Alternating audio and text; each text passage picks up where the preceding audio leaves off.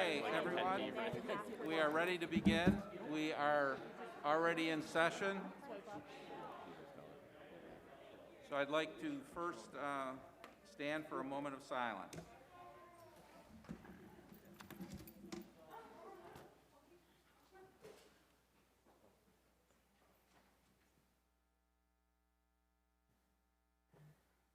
Dr. Parks, would you do us the honor this evening? Do the flag. Flag of the United States of America, and to the republic for which it stands, one nation under God, indivisible, with liberty and justice for all. Thank you. Greetings, everyone. Thank you for attending our meeting this evening. It's great to see everyone. Hope all you students that had your first day was a good one, right?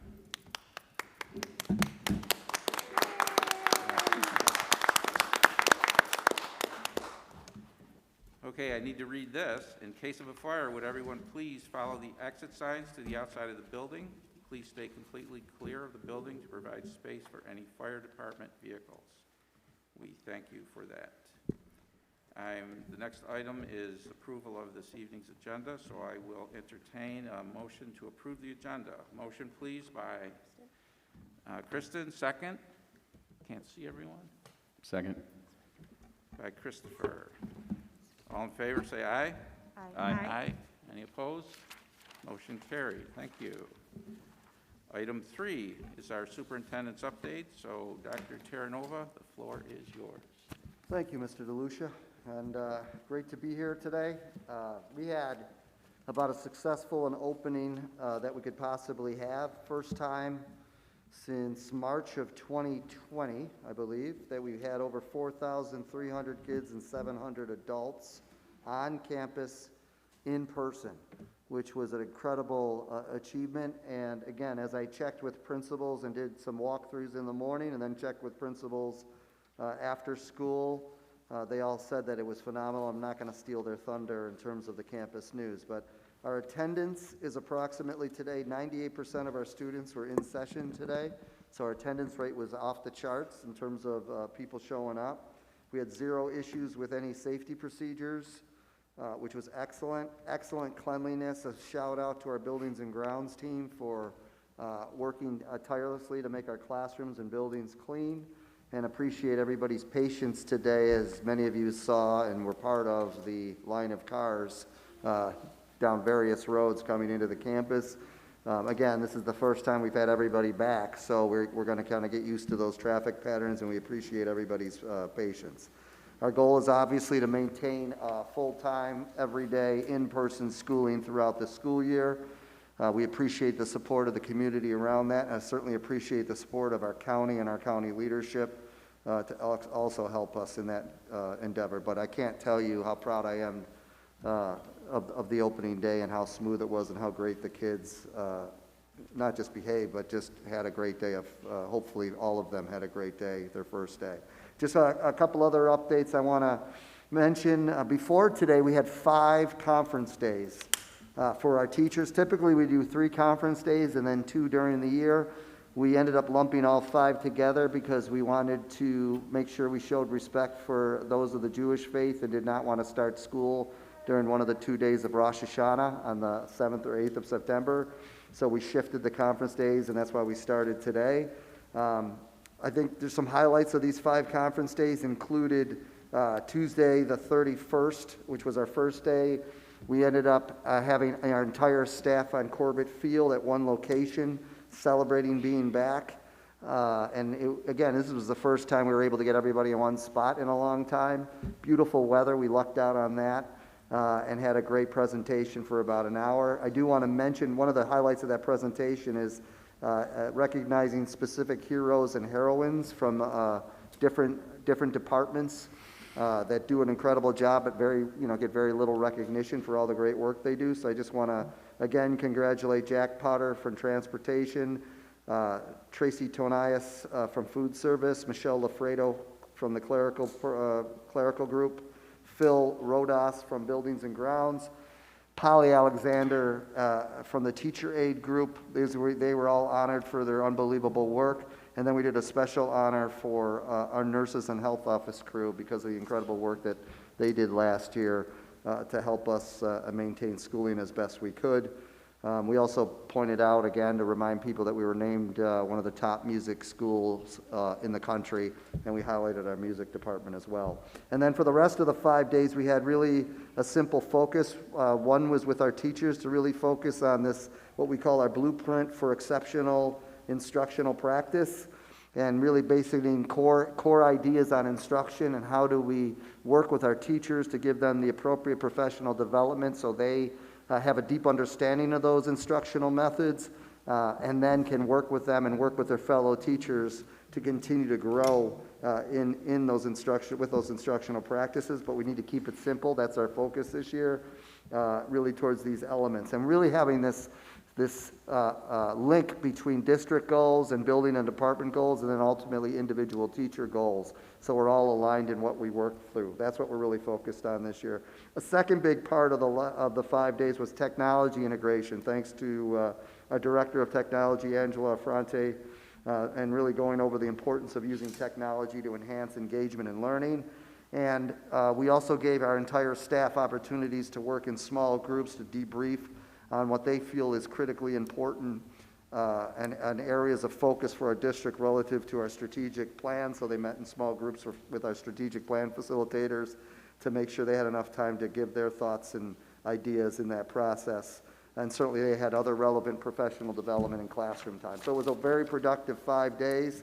One of the other highlights of the 5 days was something started this year, which was our ENL orientation. And that was, I believe, last Thursday night. And that was under the leadership of Ronnie Puglisi, as well as one of our administrative, people getting an administrative certification, Heather Boyle. We also had a variety of ENL teachers, world language teachers. Our tech department was there, as well as library media specialists. It was a team effort to really focus on our students in the ENL program and get them caught up in understanding of the different technology that we'll be using throughout the year. I think we had close to 50 to 60 families and students there. There were stations on the use of School Tool, stations on Parent Square and how to use it, stations on general technology questions like ClassLink and Google Classroom, and ultimately also a place where families could pick up their Chromebooks. So we really wanted to take our families who are from other countries and speak a variety of languages and have them as acclimated as possible before they started the year. That was a big focus and a real leadership opportunity, and thanks to Ronnie and Heather and the entire group of people that worked through that process. It was incredibly successful. And then, so really what I guess I'm summarizing is we're trying to focus on both academics and culture, teaching kids not only to learn things, but to think for themselves, and have a strong emphasis on equity and inclusion. And we're not just talking about equity around physical, religious, or sexual identification, but also respect for differences in opinion. We want to develop critical thinkers who are able to sift through information and differing opinions and use logic and intuitive insight to make well-informed decisions. That's what we're focused on in this district. That's what we're working to develop in your kids. And we appreciate the work of our staff to promote this level of critical thought all the way from pre-kindergarten through graduation. I'd also be remiss, my last point, if I didn't mention that Saturday is the 20th anniversary of September 11th. We all appreciate the gravity of that day and the tremendous loss of life, as well as the tremendous heroism that was displayed on 9/11/2001. And I know all of our buildings are marking this anniversary tomorrow in an age-appropriate way, so we always remember. So that's my superintendent's report. Appreciate the time. Thank you, Dr. Terranova. So, walking in, the next item on our agenda is presentation recognition of the permanent art display. And walking in, I saw some wonderful art out in the hallway.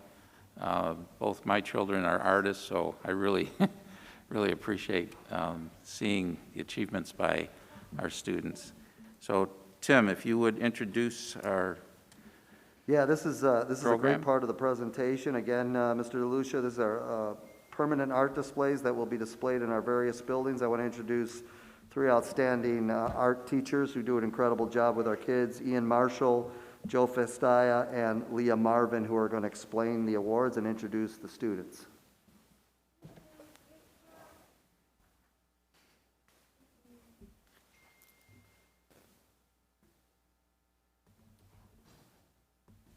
Good evening.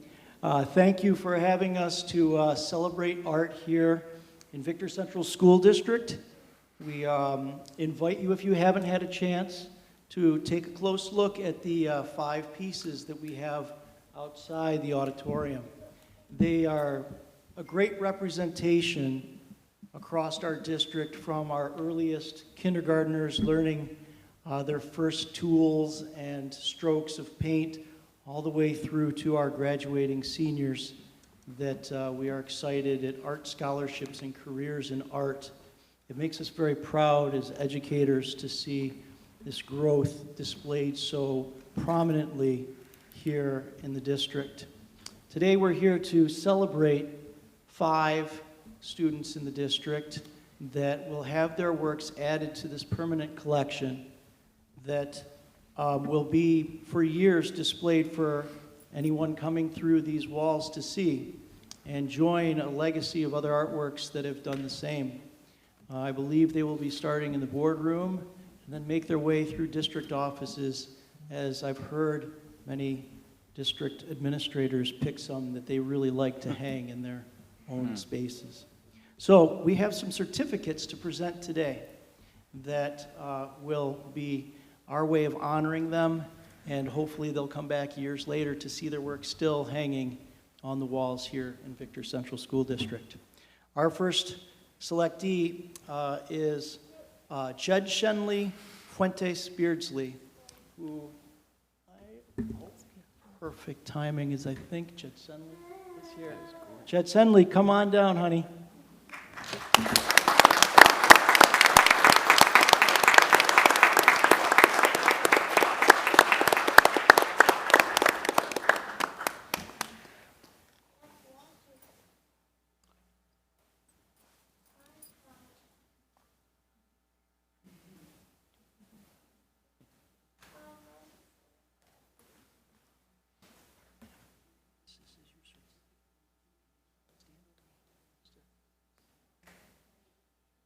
We can do a picture.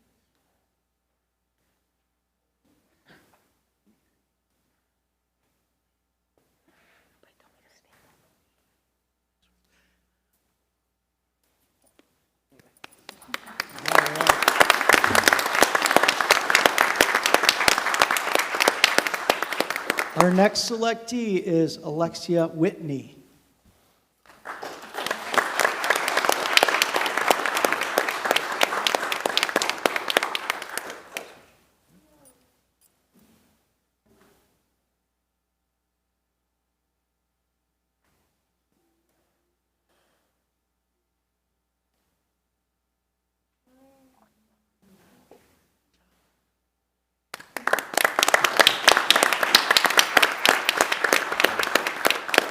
Our next honoree is Leah Hamilton.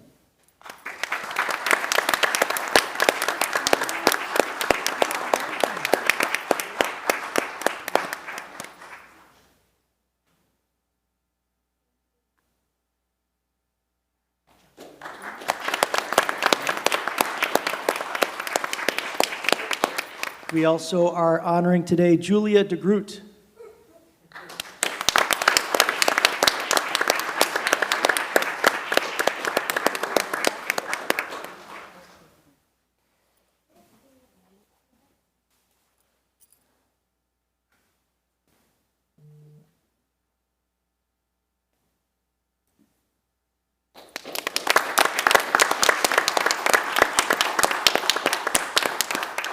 And finally, we'd also like to recognize Mary Ann Dertinger.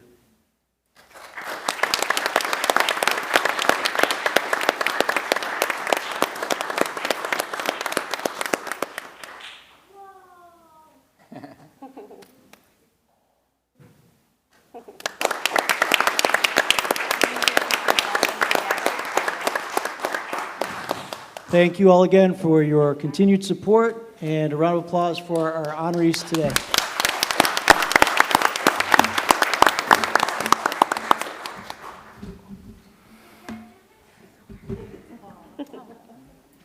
Thank you, students, and thank you, teachers, for helping them with their projects. That's wonderful. Great to see.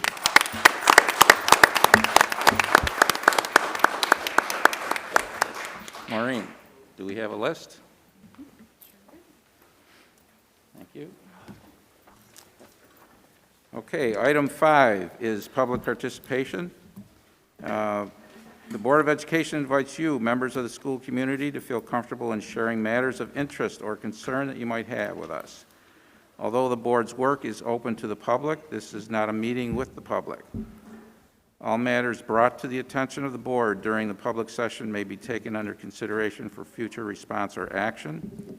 If you wish to speak, please sign up, which I do have a signature sheet here, where you entered the boardroom. I'll be happy to recognize those of you who wish to speak. When you approach the podium microphone, please identify yourself before presenting your thoughts. Individual comments will be limited to 3 minutes, and the total time for this portion of the agenda will be limited to 15 minutes. Please note that issues related to specific school district personnel or students must be brought to the attention of the superintendent of schools privately, as they are not discussable at this venue. And also please note that this is privilege of the floor. It's offered to an individual. To make it equitable for everyone, you will be limited to 3 minutes. Anyone not using time that they signed up for, the time will be forfeited. So my first person would be Sean Crittenden. I hope I said that right. You did. Very rare, I must say. Okay. Welcome. Well, thank you so much for having us. Hi there, my name is Sean. Whoa, really tall. Hi. I am the service unit manager for the Victor Farmington Girl Scouts. Hope you all love us. We got delicious cookies. So we're asking for special consideration to be taken into account for some of our troops to have meetings here. It is our understanding for a meeting for an hour and 45 minutes, it's going to cost $17.88 per meeting. For that, that's a lot of money when it comes down to the brass tacks. That's about $357.60 per year for one of our troops to meet here.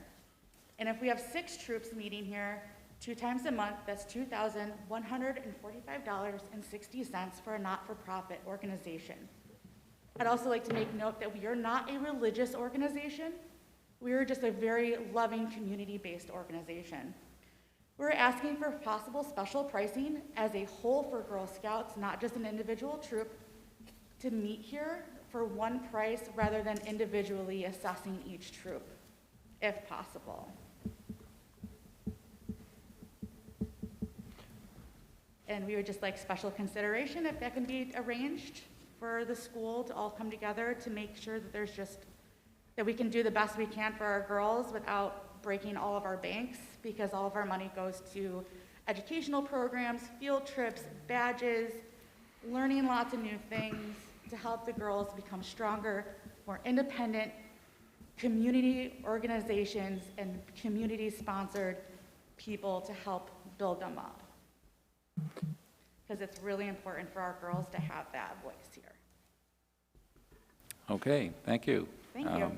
You're not going to have an answer tonight, but Nope, that's completely fine. Yeah. If we can just come to some And kind of Mr. DeLucia, agreement. can I say something? sure. Yeah, It's Sean, right? yes, sir. Sean, just email me tomorrow with that question. Sure thing. Because I'll talk to our business department. You know, I don't know the answer at this Right. point, obviously. But Right. certainly email me and we can have a discussion. Yeah, no, that's perfect, because like we said, about 17 meetings is about $257, so Yeah. that's Yeah. a lot of our cookie money. Yep, thank you. Thank you guys very much for your consideration. Thank you. Okay, next one is Jason Ashton.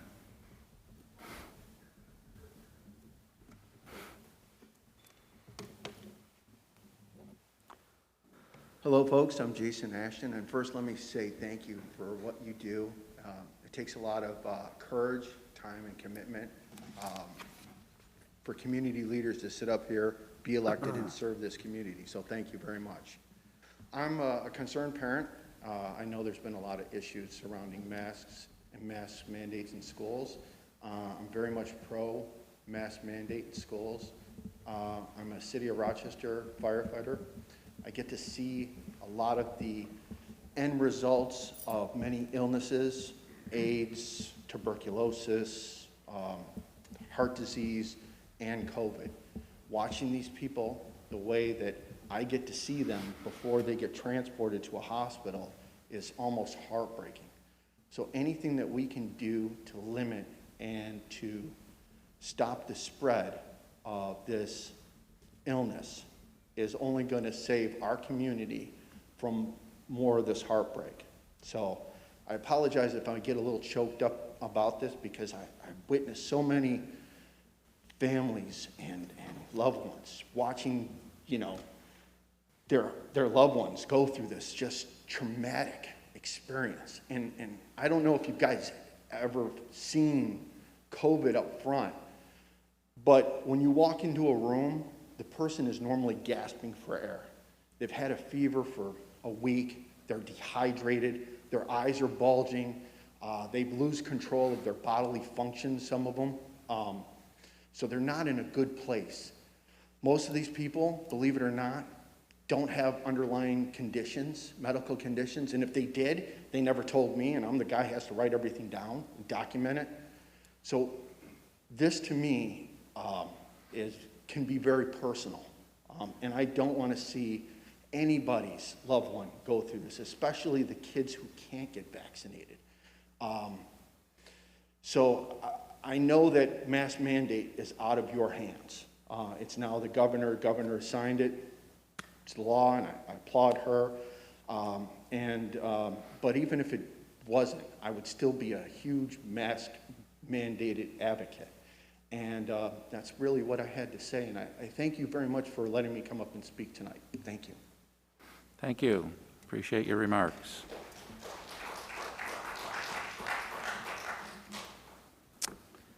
Next one is Mike Moleski. A familiar name. Association. I just wanted to take a quick minute and say thank you to the board and to the administration. It was a really fantastic return to school. The energy today in the building was electric, and it was just a great reminder of why I teach and how much I've missed it over the last year and a half. While I was teaching last year, it wasn't like today. So thank you for all the work that you put in over the last couple of months, and I look forward to a great year of strategic planning and getting down to business. Great. And thank you and all the staff that works so hard to make it happen. We appreciate that.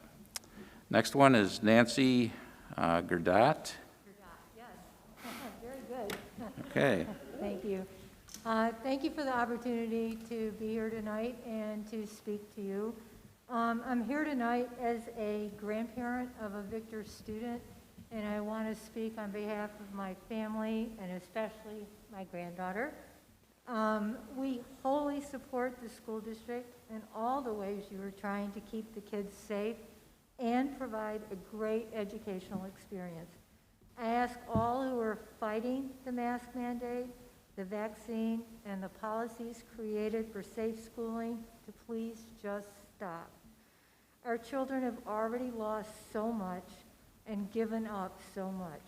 It's time for the adults to step up by supporting mask mandates, wearing masks themselves, embracing vaccinations, and doing whatever is needed to help this school year be successful and amazing.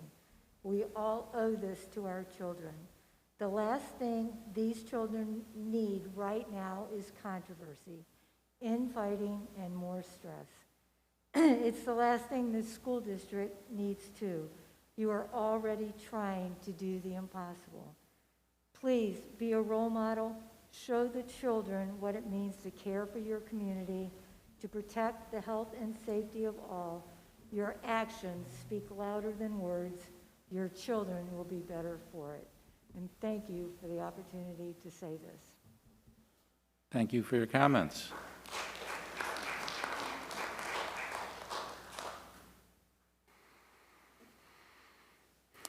Okay, I was doing so well, and now I'm going to be in trouble here. We have Jennifer, and I cannot read your last name. Okay, thank you. And then there's Jennifer Simmons.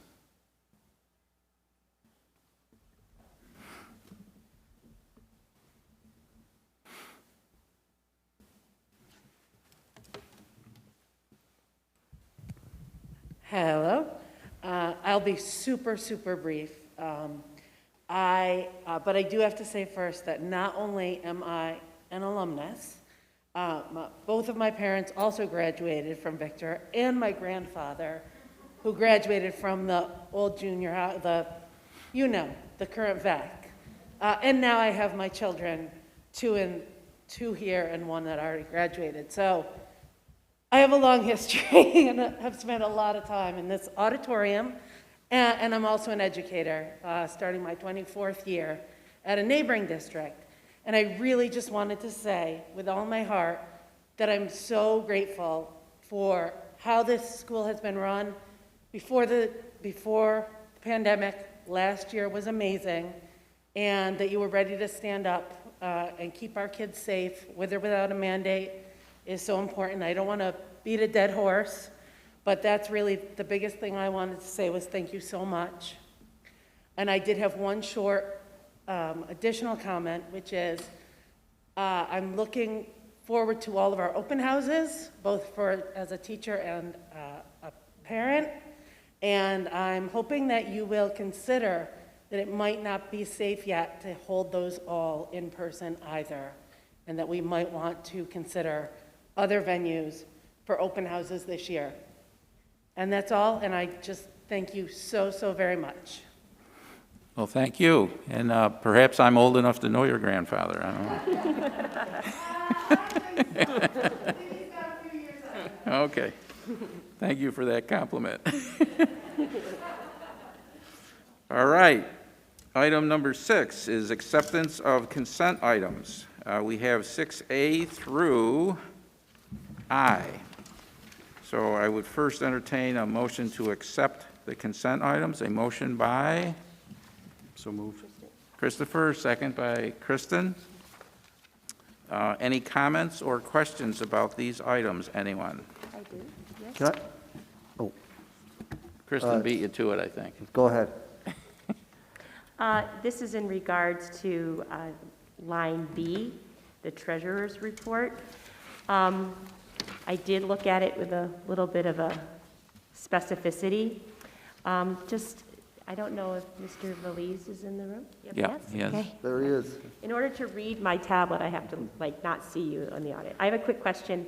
In the activities balances, the class of 2021, which graduated in June, was unable to spend a great deal of money due to the restrictions of not having a senior ball. They did have a senior ball, but they didn't have a junior prom and so forth. And they have quite a large balance at this point.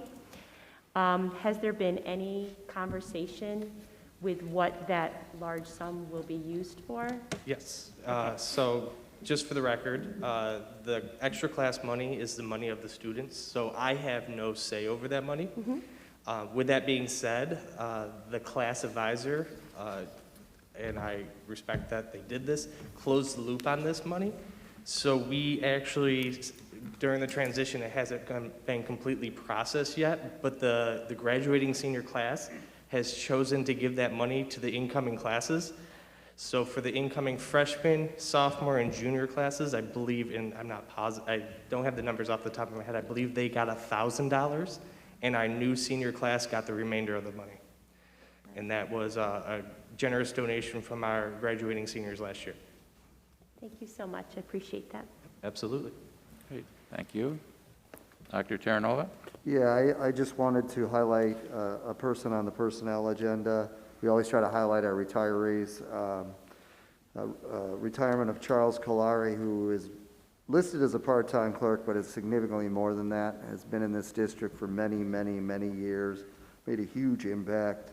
And I know he retired at the end of August, and he's going to be significantly missed in our district. So just wanted to thank Chuck for his great work and his retirement.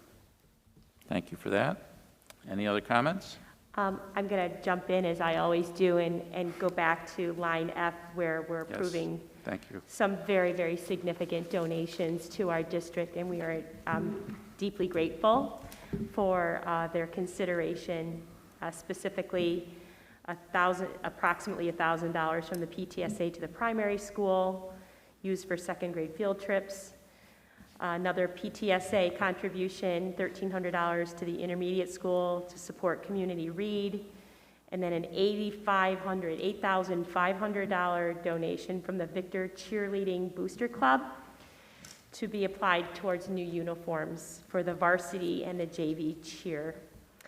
And then there was a very generous miscellaneous school supply drive from the Legacy at the Fairways of Victor for school supplies for students in need. So again, thank you so much to those organizations who continue to support our great district. Thank you, Kristen, for highlighting that. Any other last comments? Seeing none, all in favor say aye. Aye. Aye. Any opposed? Motion carried. Thank you. Item 7, campus news. We are back in session, so let's hear the exciting news. Tim, you going to start? Yeah, I think Carrie Pender's coming up. Okay, thank you. Carrie Pender is our principal of the ECS building. Hi. Hello, thanks for having me. This is my first official principal update, so glad to be here with you. Grateful to be here with you. Thank you. We had a wonderful last week that we are very excited to share with you. Our staff came last week and they have been telling me how energized and excited they are for all that is to come this year. As you know, Laura Reynolds and I are new to the building, so I think they're just enjoying, some new ideas and some new things that are on the horizon. And we did some nice work last week around our building goals, which include both instructional and social emotional goals, and got to spend a lot of time just connecting and building our community as a staff. And then this week we've really enjoyed more time to do that, as well as some other special events, including our first grade meet and greet. I think our attendance was off the charts. From reports of others that have been here before, that all of our families were just so excited to be able to be there. We certainly took all of the precautions necessary to make sure that was safe and tried to distance people and give multiple entrances and give people some space, but it was just so exciting and everyone was just so happy and energized to be there. Today was our first official day for our first graders. But for our kindergarten and pre-K students, today was their orientation day with their family. So again, we tried to make sure that we were very appropriate about the steps we took to make that possible for our families and limiting how many visitors were coming and utilizing outdoor spaces when possible. But again, we just saw the excitement of all of our families to be there and their gratefulness to be able to be there. They were able to spend some time in their classrooms. They were able to take a short bus ride.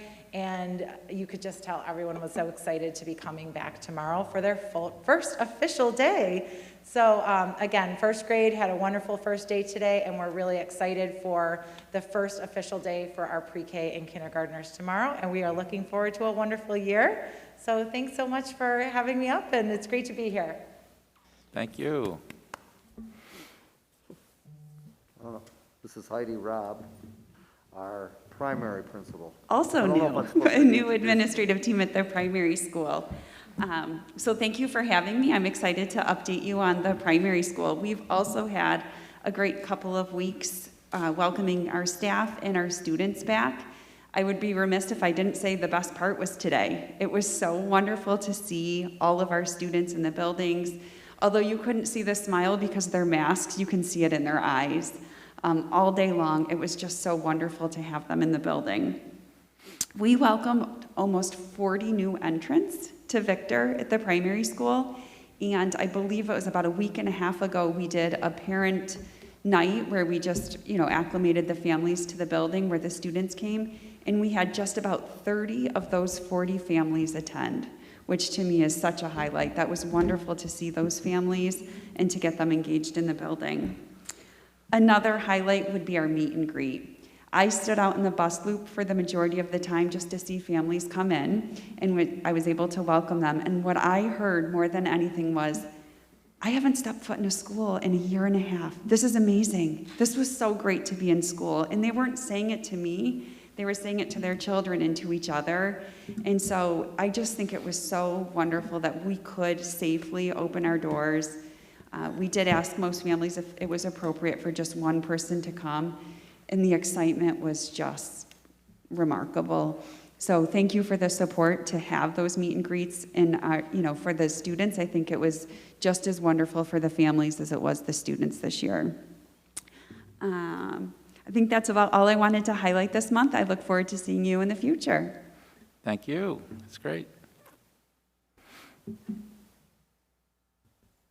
Veteran Principal Kevin Schwartz from our intermediate building. Starting to feel like Tim DeLucia here.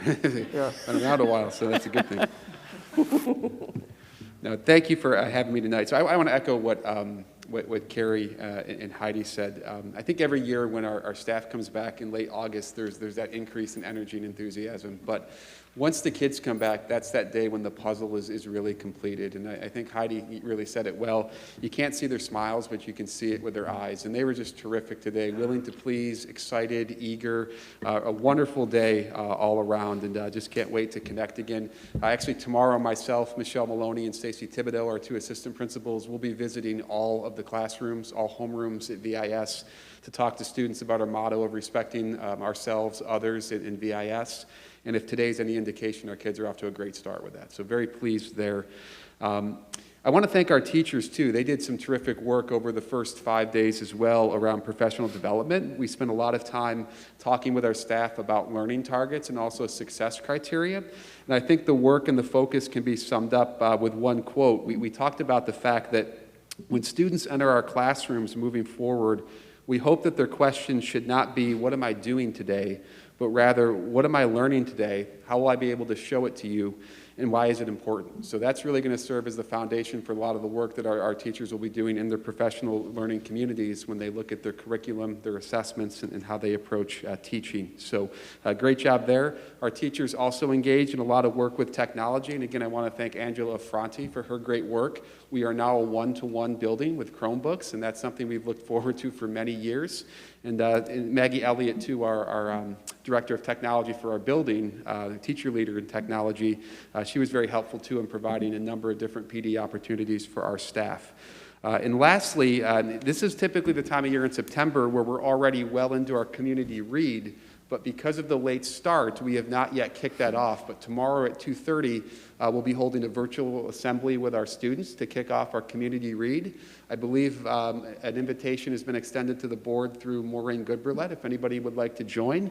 I do have a copy of the book for the Board of Ed, which I'll leave with you, and normally I'd share the title with you, but in order to maintain confidentiality for our students, I'll let you open this at your leisure. But we're looking forward to kicking that off, and we've got some great activities planned over the next 3 to 4 weeks with our students as we work through our community read. So that's all I have. What time is that virtual meeting? That is 2:30, I believe. Is that correct, Maureen? It is, and I'm sending you the link right now. It's a Zoom. Excellent. So I'm sending you an email with the link in it. Great.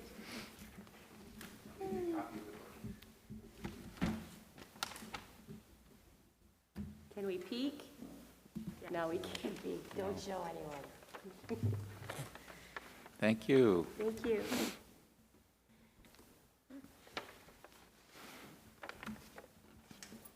You going to arm wrestle? We're switching it up. We're going to the high school with veteran principal, Mr. Brian Siesto.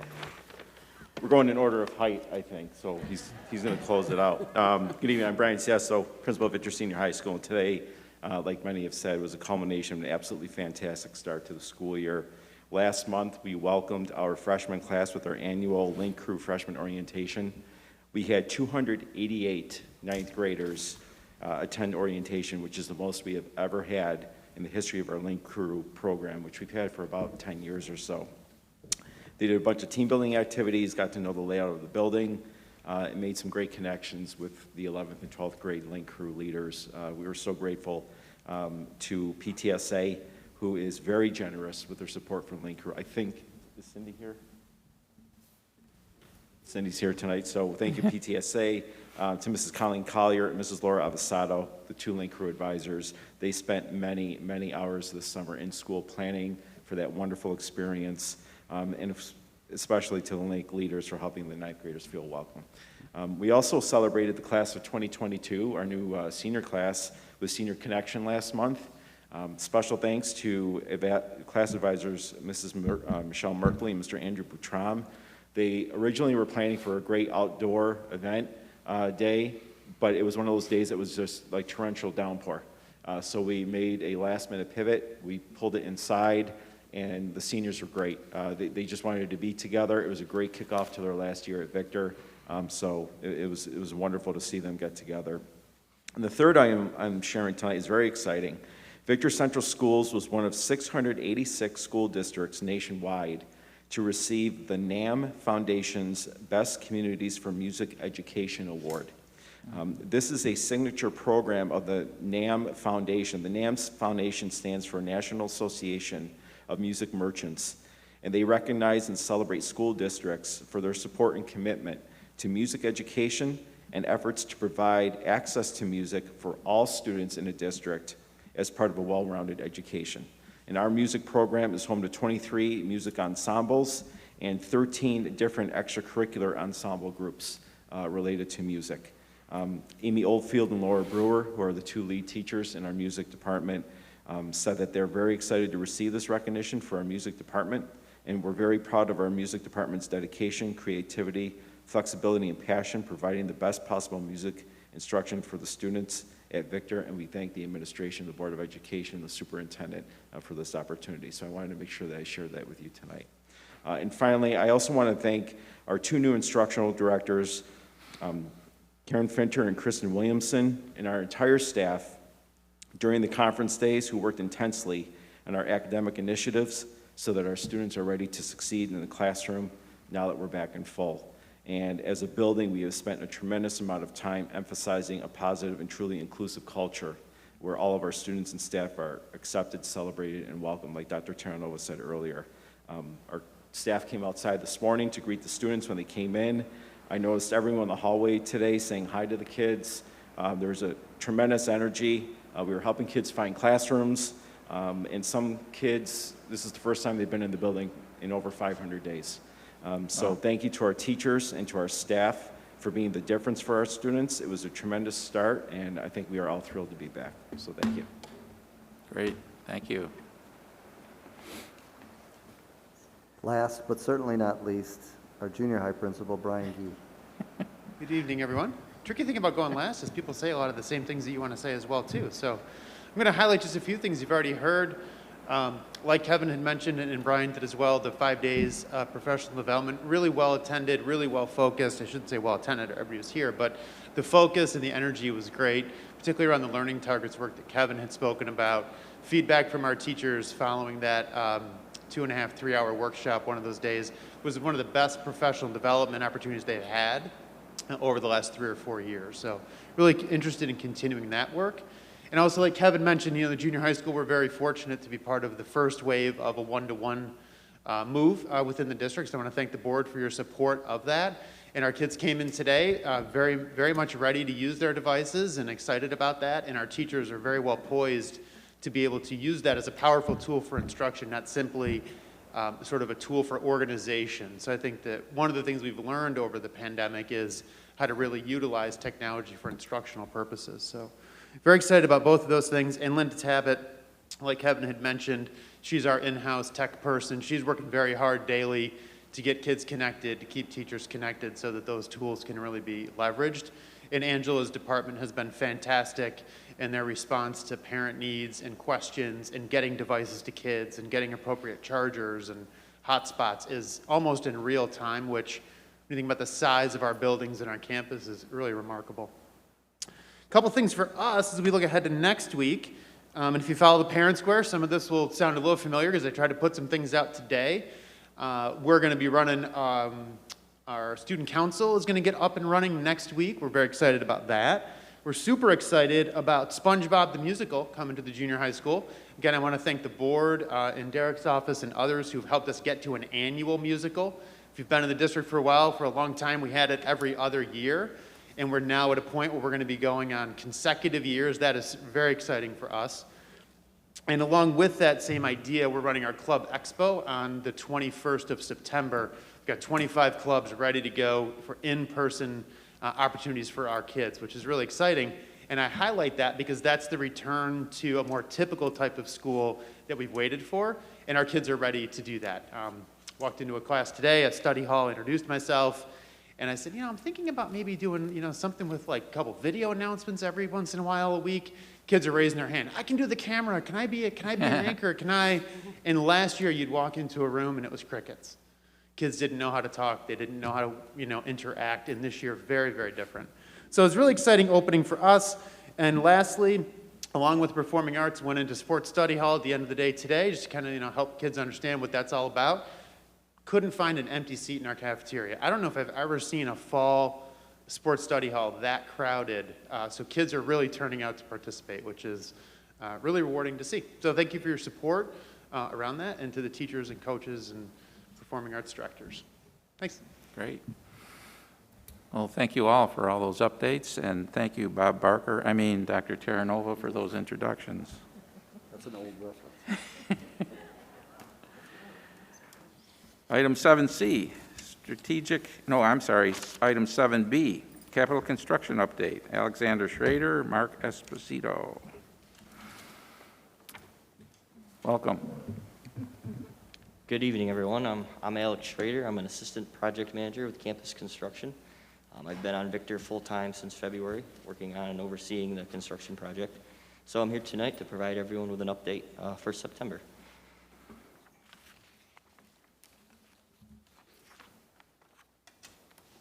So just a quick summary of the financials. The total authorized approved referendum value was $29,287,000. Our Phase 1 construction contract total, $3.6 million. Phase 2 total construction contract value, $17.1 million. Our incidental budget total is $5.2 million, and the construction contingency budget was $3.2 million. Construction contingency budget update. So our adjusted construction contingency total is $3.2 million. Approved change order total, that's Phase 1 and 2 combined, is just under $125,000. So that leaves our remaining construction contingency at just under $3.1 million. Our project team is currently tracking approximately $253,000 in pending issues. A quick recap of the scope of the Phase 2 of the project. So at the early childhood school, we have the second floor classroom addition. We have exterior toilet rooms being added on the south side of the building, right next to the playgrounds. We're adding crawl space, ventilation down in the basement. We have a complete tear-off and roof replacement in the entire building. Over at the primary school, we have cafeteria, serving line, and new kitchen equipment. We're adding basement ventilation there as well, and we get a full playground replacement.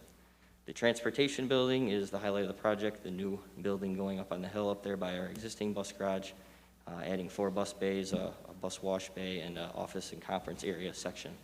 Over at the junior-senior high school, we have renovations to the existing PE locker rooms, as well as a team room addition off of the high school locker rooms. We added exhaust fans to various rooms across the building, mechanical HVAC unit replacement on the roof, and we repaired and resurfaced the track. Up at the existing bus garage, the building up by Lane Road, we're doing some interior renovation work, and we're adding a copy center / record storage room. And across the district, we are improving drainage on the east side of campus, as well as improvements to some roadway. So just a rundown of project status to date, starting at the early childhood school. The roofing work is approximately 95% complete at this point. We're just falling back on some detailing and metal work. The exterior framing and sheathing up on the new second floor classroom addition is complete. We're weather tight at this point. Our mechanical, electrical, and plumbing contractors are continuing their rough-in work in the new classroom areas. And the exterior lower level bathrooms next to the playground are complete with the exception of plumbing and toilet fixtures. At the district office, the secure point of entry. So the walls have been constructed in that area, and the doors are set in place to isolate that area for secure point of entry.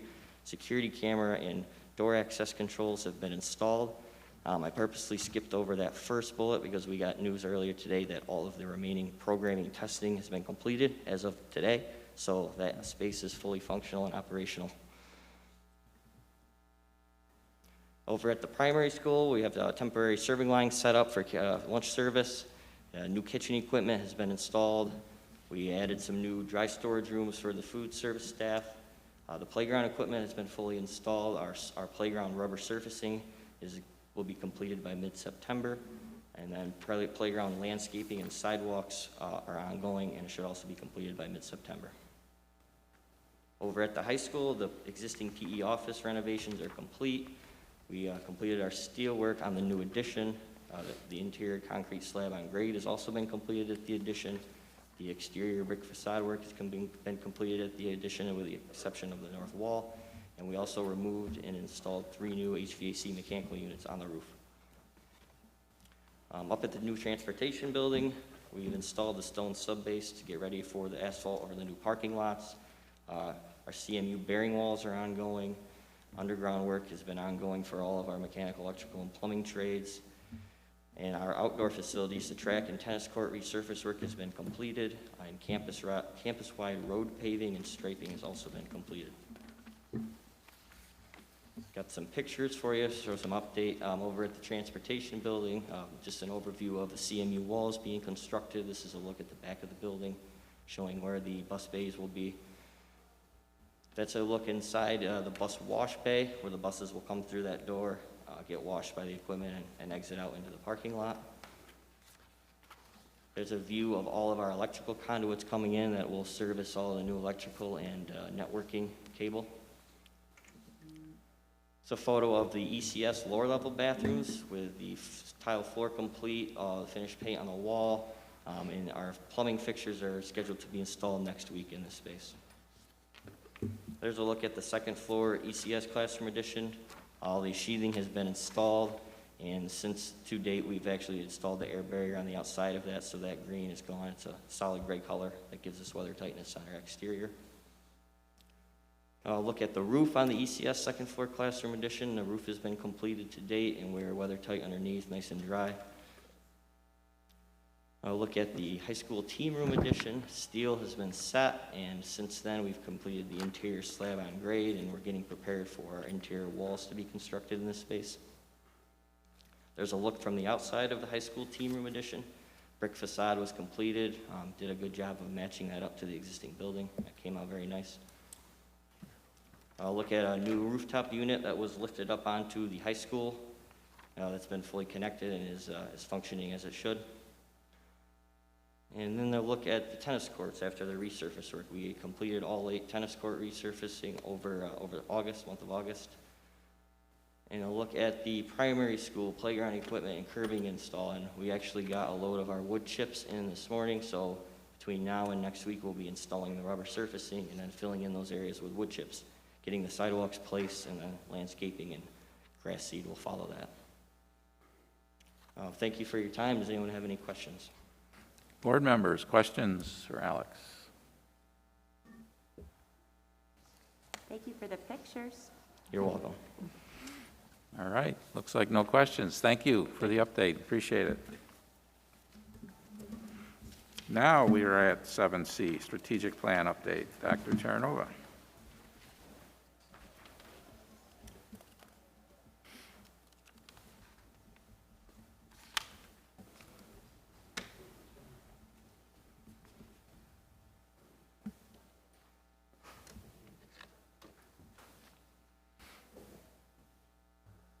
Thank you, Tim. Mr. DeLucia.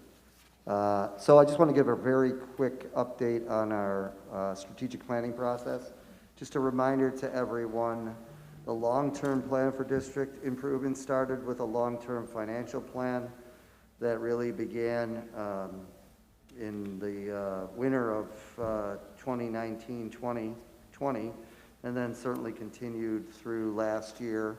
We're working hard on that plan, but we've come a long way thanks to the support of this community, as well as a lot of advocacy for the state aid formula that has been to some degree restructured to support school districts like Victor, but we still have work to do around that. So We continue our long-term financial planning in a much better spot than we were 2 years ago. We did an analysis and recommendation for instructional leadership structures. You heard them mentioned tonight a little bit. Our pre-K through 12 humanities director, Kristen Williamson, and our math and science pre-K through 12 director, Karen Finter, who've added a tremendous amount of instructional leadership to our district. And we continue to look at ways to align our leadership staff to better support instructional practice. And then certainly the third piece to this is our district strategic planning process, which started really in July, and we hope to have a rough draft to the board by January 2022. So all of these are linked together in terms of a overall district improvement plan. Mrs. Lasky, if you could go to the next slide, that'd be great. Strategic plan next steps. So over the course of the 5 days and evenings, we had 6 U of R researchers met with hundreds of stakeholders throughout the district.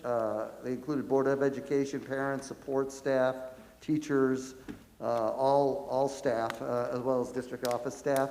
We're scheduling students to meet with the facilitators over the next few weeks, primarily high school students. They're going to be randomly selected, and we are looking at a potential additional community forum. We had a community forum on, I believe it was August 31st, where we had over 40 people attend.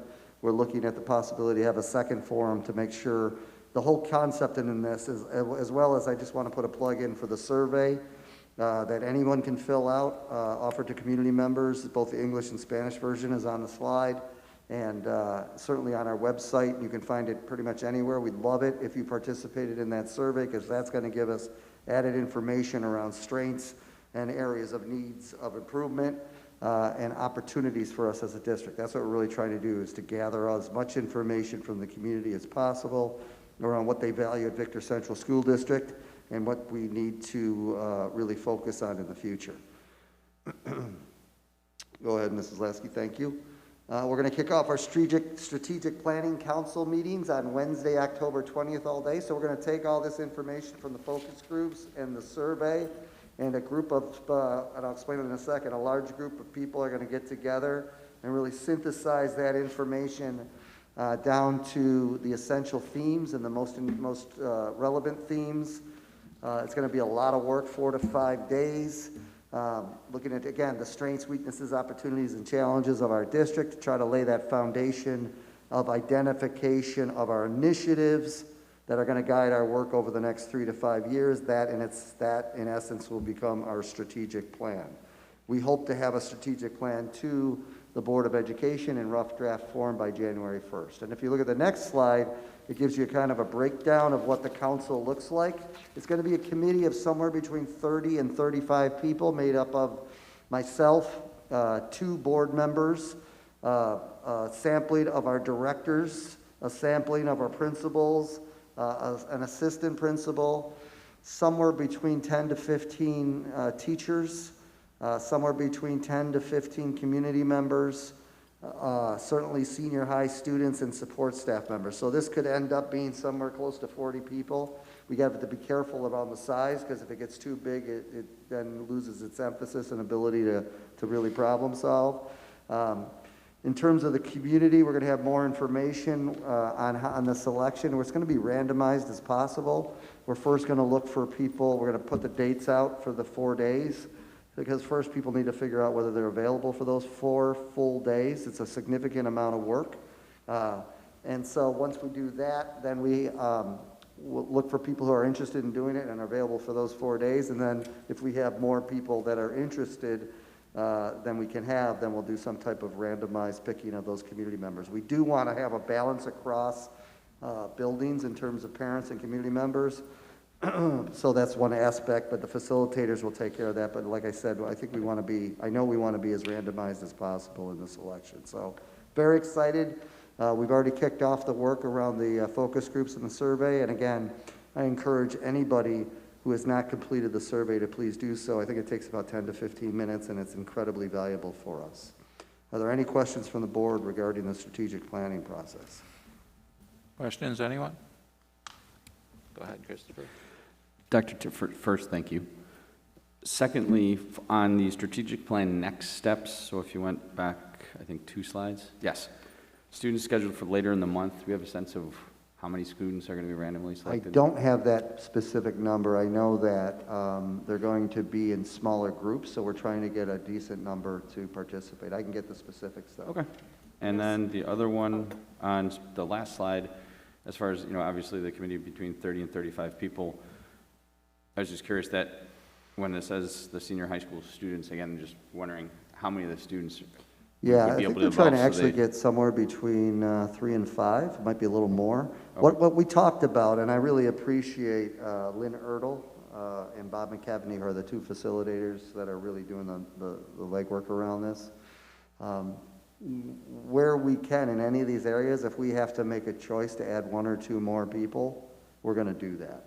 So they're going to sacrifice a little bit in terms of the size of the group, being a little bit bigger, to get as much input as possible. So, if we have a certain number of students that are really interested, we're trying not to eliminate anybody as much as we can. And the same thing with the community and the teachers as well, to make sure we have that. Again, if we get into 45, 50, 60 people, it starts to become unwieldy. I think the key to this really quickly, too, is that this committee is not going to be they're not a shared decision-making body who's taking information from their constituents and adding it and advocating it for the strategic plan. The content of the strategic plan is really going to be determined by the information we're gathering now through the focus groups and the survey. And what their job is going to be is to analyze all of that information, synthesize it down to the most prevalent themes, and then turn that into the strategic plan. They're basically going to be like research analysts.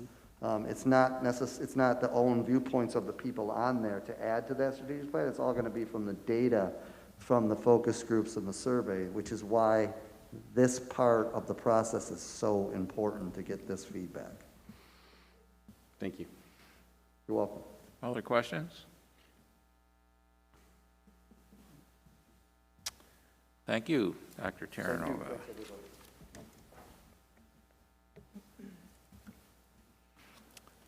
Okay, item 7D is to approve the following field trip: girls varsity volleyball to Clifton Park, New York, October 15th and 16th, to participate in the Shenandoah what is it? Shenandoah. Thank you. What he said, volleyball tournament. Motion, please. So moved. By Christopher, second by Elizabeth. Flip that, actually flip that. She made the motion. Okay, Elizabeth I'm on it. I'm motion, sorry. second by Christopher. Okay, Maureen? Got it. Thank you. Any comments or questions on this trip? Seeing none, all in favor say aye. Aye. Aye. Any opposed? Motion carried. Thank you. Item 7E, a mentor discussion for newly elected board member of education. What does that say? Newly elected Board of Education member, sorry. So this was suggested, I believe, by Karen. Great suggestion. So, Karen, I'm going to let you begin the conversation, please. Well, we just want to make sure that we select someone to be a mentor. And this would be for Elizabeth, obviously. She's our newest member. Yes. So who would like to take on that role? It's, what you would like to do is make sure they understand, processes, answer questions, be a go-to person for her so that she can get questions answered or help guidance, et cetera. Christopher? I'm happy to. Okay, Christopher is interested. Volunteer too, but I don't want to put it up to competition of voting. It doesn't matter. I'd be thrilled with any of you. Co-mentor. I was just going to if you say, want. sure. Does that sound good? That's fine. Sounds Okay. great. Okay. Done and done. Thank you. I think it's Village here. That's right. Yeah. We all have such a great skill set, so I think we all have something to add, so. Okay. Thank you, Karen, for bringing that up. That's so valuable. May I make a comment on that? Or? I'm sorry? May I make a comment? Oh, absolutely. I would just, the one thing I would point out is, please do not feel that, well, those two mentors are the only people. I mean, Exclusive, absolutely, exactly. yeah. Right. Absolutely, go No, to I anybody on the appreciate that. board. Thank you. We're all here. Okay, thank you. Item 8, meeting reports. I'm going to start with B, any standing committee updates, please. Anyone? Facilities committee met, some of the stuff actually was covered in the campus construction report, but then also the Victor Athletic Hall of Fame. Officially, we were able to announce the inductees for the class. So Janae Vanderstein of 09, Matthew Gwenin, I believe, I hope I'm pronouncing that correctly, of 05, Jeff Tyler, 76, Thomas Zumbo, 66, Coach Robert Goodell, and then former AD Ron Whitcomb. Some of the inductions are posthumous, but we're really excited. It's going to be on October 3rd, I believe. It's October 3rd at Ravenwood. Maureen, do I have the date right? Actually, let me. The homecoming game, I think, right? Yes. It's that weekend, so. Yeah. That Sunday. Yes, it's that Sunday. So that would be the. October yeah, 3rd. Correct. So I'll be at Ravenwood. So it was just very exciting to be able to go through all those great nominations and All right. recognizing alums. Any other standing committees? Okay, I guess I will do a couple of Monroe County School Board Committee reports. I did last night attend the Legislative Committee meeting, and the legislative update.